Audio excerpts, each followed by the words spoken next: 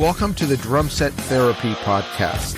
My name is Stefano Ashbridge, and this is a show about the challenges that come with playing the drums and what you can do about them so you enjoy your drumming journey. Visit drumlessonsinla.com for online and in-person drum coaching.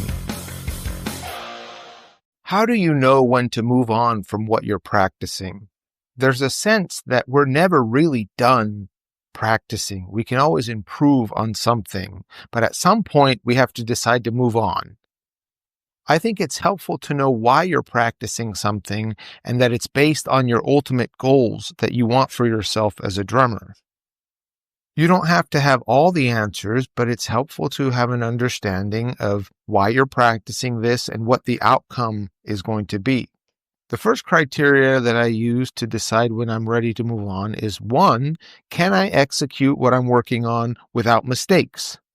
I want to repeat the process enough to get it into my long-term muscle memory and truly have it down. Number 2, can I use it musically? If I'm working on a fill and I get it down, can I transition from a beat into this fill and then back into a beat? And then I also take the time to include variations. Once I got something down, I want to make it my own and experiment with it.